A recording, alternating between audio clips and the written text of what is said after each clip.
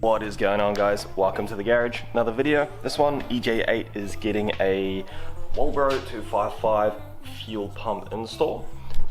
We are going to finish the little box section that I'm going to weld to make up for the shifter there. We're going to chuck the new dizzy and stuff in too.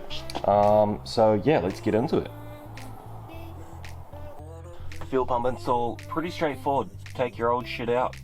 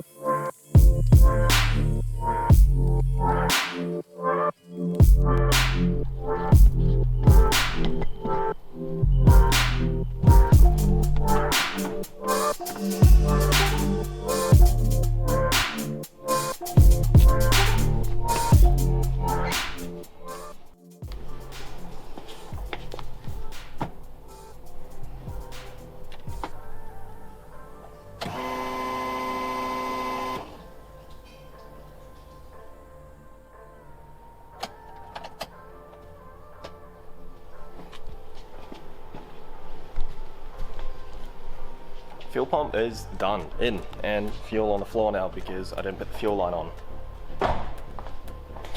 yeah, whoops. Anyway, fuel pump's in.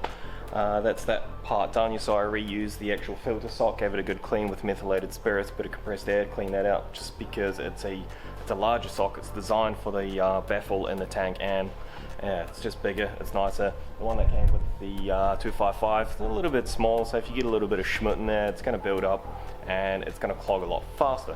That tank is actually really quite clean, which is good. No rust or anything in there, so we don't need to clean any of that crap out. And yeah, that's that part done. Next, we will have to... Oh, bloody mosquitoes. It rained here like yesterday and the day before, and probably the day before. So it's like bulk mosquitoes. Anyway, we're gonna have to take this out. Hopefully, I can't recall if I put nutserts on the bottom of this shifter or if they're actually just nuts on the bottom of these bolts, which would be a pain in my ass.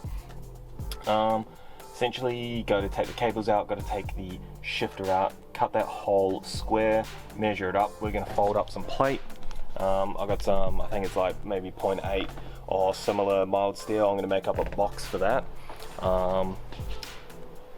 Yeah, make up a box, weld it, chuck it in the floor. Probably gonna TIG it just because don't want to have to go through the effort of taking all the carpet and everything out and kind of covering and wrapping everything, glass and everything, because with a MIG, if you're welding a MIG inside the car, if you've used a flux welder as well, or if you're gonna use a flux welder, you're probably gonna fuck some shit up.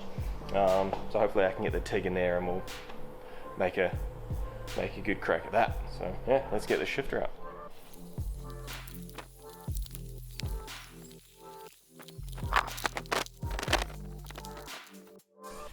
Now this initial cut was made, well, obviously as small as possible.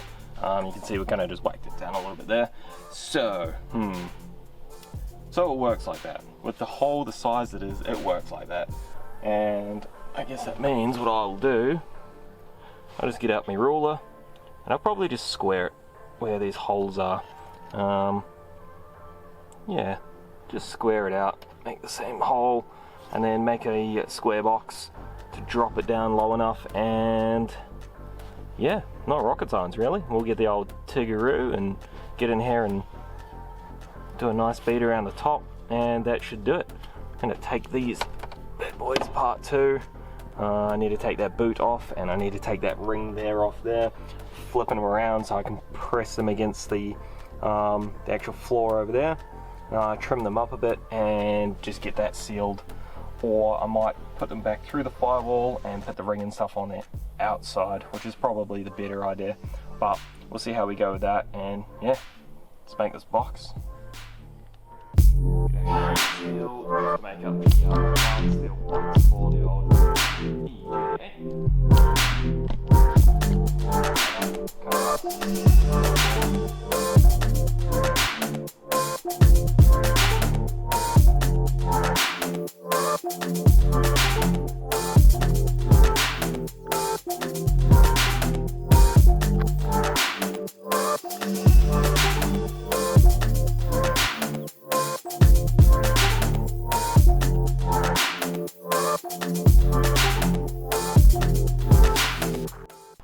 Now that our box here is done, nothing too fancy, it's a frickin' square. You want to get your scribe and just mark essentially the edges. The reason you want to do that is, or do that opposed to just measuring and doing like a square on there with your ruler and stuff, is because you want the actual shape of this, because this isn't perfectly square. Very much doubt you'll get one perfectly square, so you want to get the square as tight as possible when you're cutting it out. Yeah.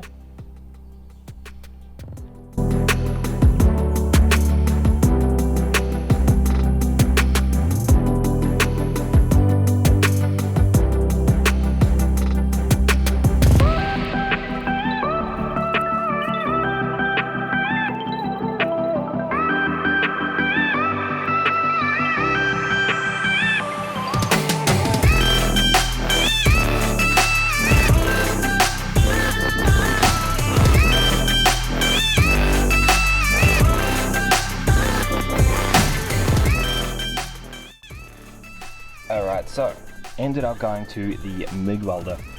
You saw, well, you might have seen, maybe if I had the camera recording, with the TIG, it was blowing out and kind of like making a mess of everything when it got through this top layer of steel.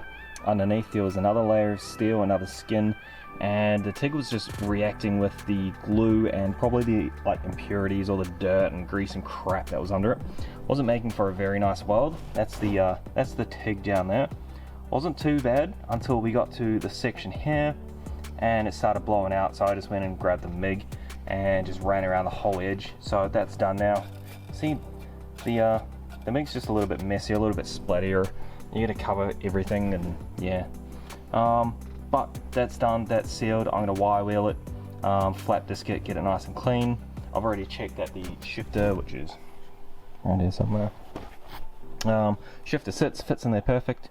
Gonna give this a little bit to cool down, wire wheel, flap disc, give it a quick lick of paint so it doesn't rust on the inside.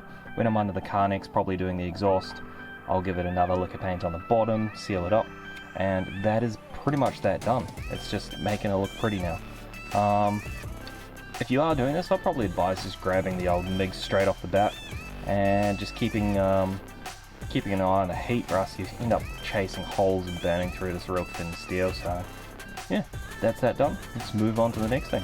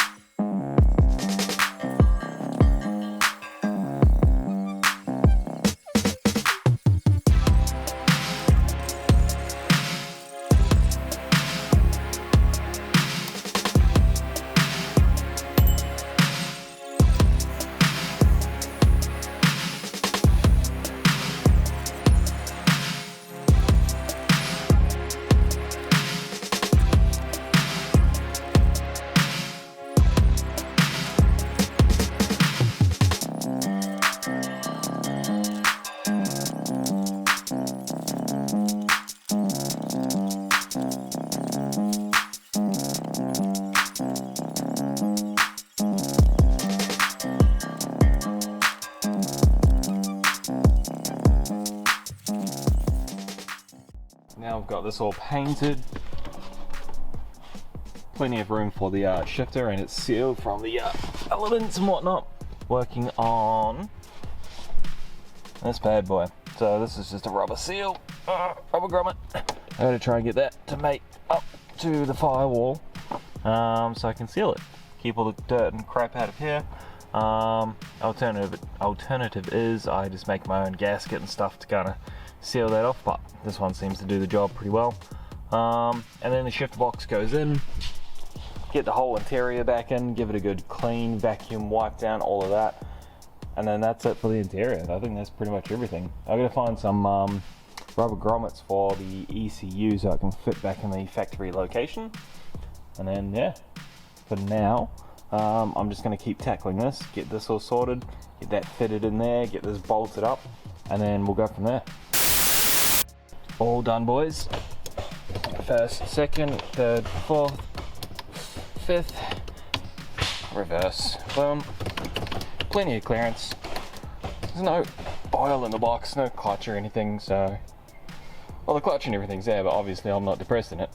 And she still moves nicely. Now, some people decide that they're going to dip straight under the firewall and go around back up over the top of that subframe, but with the EK, what do you call that? Subframe, puts a pretty big kink in it, and when you're kind of racing it can lock you out of gears because it's a cable setup. So I've gone straight to the back, to the side of the ABS unit there, you can see it there, and got a couple of nut sets in there, reused the OEM seal, flipped the other way around, so that's all sealed up now. I'll go on the other side and I'll seal it with some windscreen sealant, some of the black windscreen sealant, and the cables come through nicely. There are no kinks, and it shouldn't lock them out of any of the gears. Now the only trade-off putting it there is the bolt down the bottom, the bolt up the top is for your pedal rest, so that's this guy here, and I believe I might just need to trim pedal rest, need to trim a section of that just the same thickness as that steel, rubber and the top bolt, just to clear that, and then that'll bolt in there, perfect. Carpet, everything else goes over the top, everything fits back over the top of this. You saw that I trimmed the tab on here and on that side just so this bracket can still be used to mount the actual plastic trim to go over the top of everything. Next up, I'm going to vacuum under the carpet, get all this crap out, put the carpet down, vacuum again, and then we're going to continue on installing the interior. We've got the seats, we've got the plastics, all of that needs to go in, so let's keep getting it.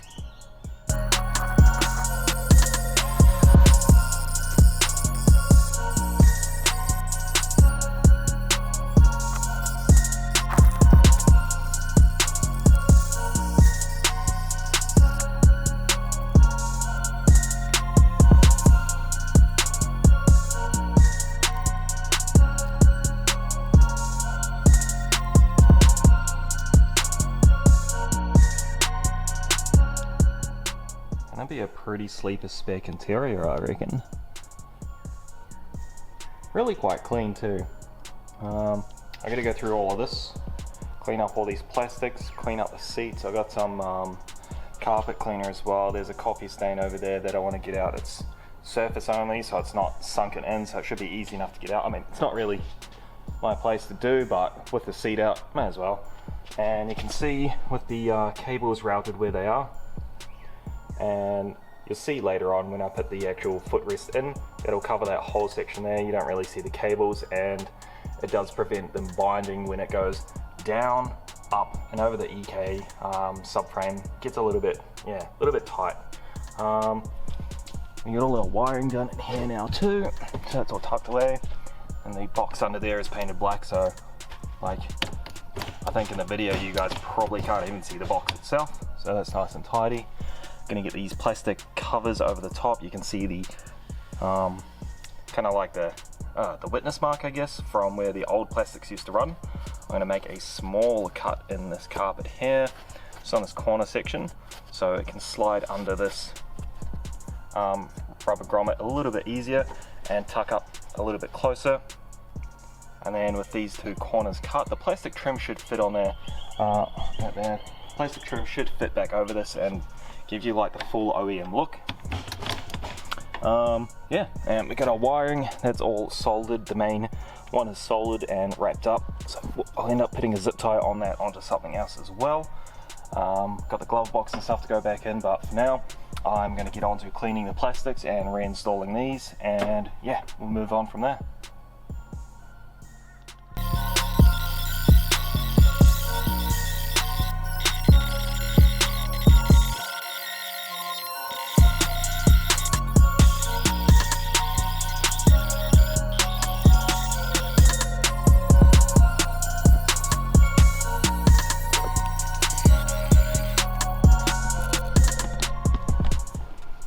Alright, bit of a dilemma, not really a big issue, but so this is your cup holder, accessories, all that crap.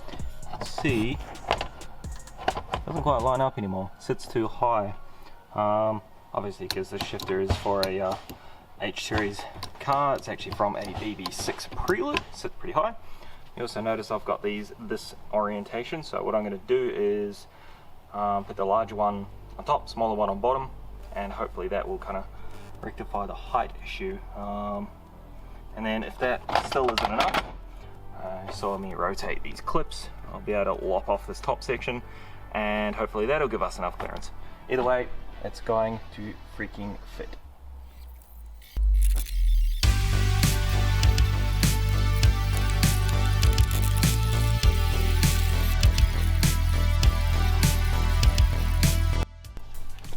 Beautiful. Alright, so crisis essentially averted. Look at that. Obviously it's all kind of matte because I've used wax and grease to wipe all the schmoo off it, all the crap. Once we get some detailer in there, it should look good. But fitment is looking bloody good. Everything fits. Screws are all locating correctly. That microfiber cloth I used was like 9 million volts of static, so it's like just attracted all this crap back into the car.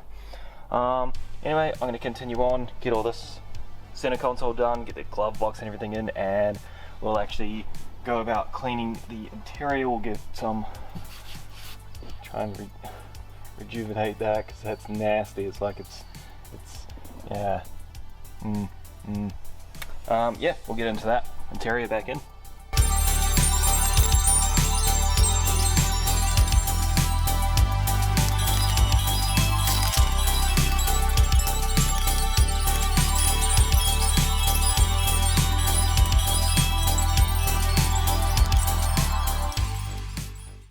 Alright boys, that's going to cover it for this video. To be honest, I got completely lost in what I was even doing. So we got the interior done, which is good. That's the whole thing, pretty much arse end all the way up to that firewall. She's all done now and looking pretty bloody good too, I might add. Looks pretty stock and I kind of like that. Maybe an ITR steering wheel and a different shift knob, you know, clean it up a bit, and that's about it. That's what I'd recommend anyway. Made a little bit of a mess here now doing some of these other things, so I got the distributor done. I had to swap all the internals over and that. Fuel filters in, the shifter box and all of that's done. We got our radiator hoses and whatnot in, all trimmed to fit. So I got all these bad boys done. I got the loom back out off over the edge. Yeah, we've got quite a lot done. All the shifter stuff is done. I need to get one of these little D-washers for this side here, and that's it. You can see where it comes up and out there, nice and smooth, easy transition for the cables, and yeah, that is gonna be it. So thank you for watching, helps me out. Like, comment, subscribe if you got any comments or suggestions on how I can do things better, things that I might change, things you might have seen that need to be changed. Yeah, chuck it in the comment section, and again, thanks for watching.